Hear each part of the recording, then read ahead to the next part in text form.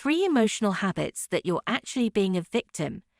Being unable to integrate empathy or consider advice from a loved one who complains endlessly about his or her hardships can be frustrating.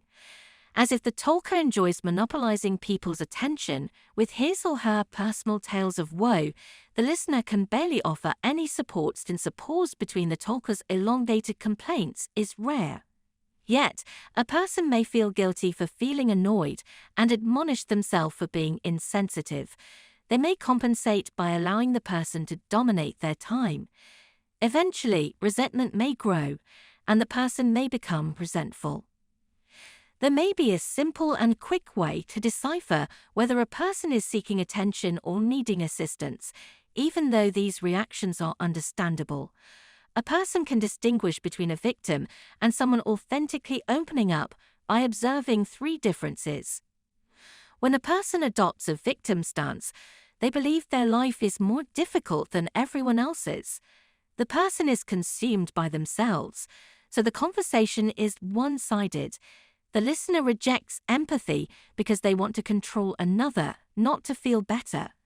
Conversely, someone who opens up authentically is often concerned about burdening the listener. A person who shows empathy, accepts feedback, and interacts actively with others. As a result of acting as the vulnerable and wounded party, the person can inflict guilt on others. For example, let's say Molly has an ingrown toenail. Lisa notices Molly's bandage at the grocery store and asks if she's okay. Molly complains about her injury, the pain, the inconvenience, and the stress it's causing. Lisa asked Molly if she could do anything for her. Molly says, "Yes, the deadline for my project is tomorrow, but I'm in so much pain. Would you be able to sketch a proposal for me, please?" Molly exploits her misfortune to gain an advantage. On the other hand, the person may share how he or she feels rather than what they want from another person if he or she is truly struggling with a problem. Molly, for instance, tells Lisa, "It is hard. Because I'm sitting around all day, I get restless and in my head all the time. Occasionally, my mind goes down a rabbit hole and I feel lost. It's like overthinking on steroids." Lisa empathizes, "I understand. You can't do anything but sit and think. That happens to me too. It is torture. Consider watching a movie that will make you laugh."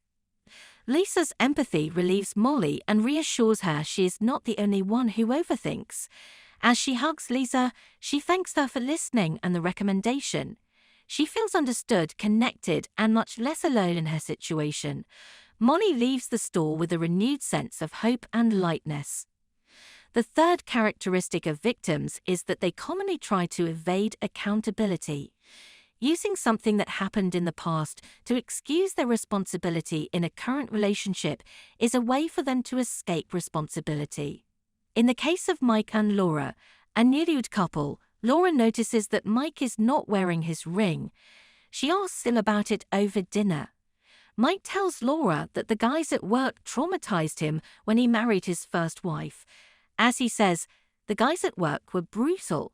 They ridiculed my ring and called me Triple B for bed, bath, and beyond. They wouldn't stop. I won't do that again."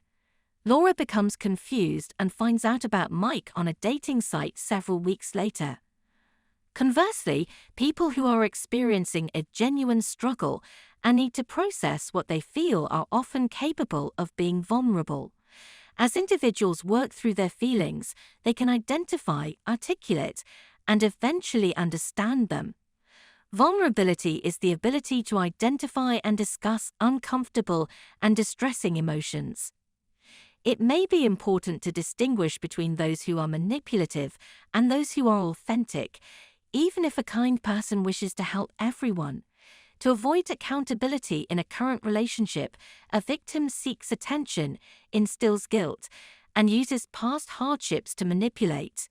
It is typical for a person to struggle to accept empathy and feedback, wants nothing but to be understood, and is vulnerable during a conversation with the listener. Thanks for watching, and until the next video, remember, change your thinking and you change your life.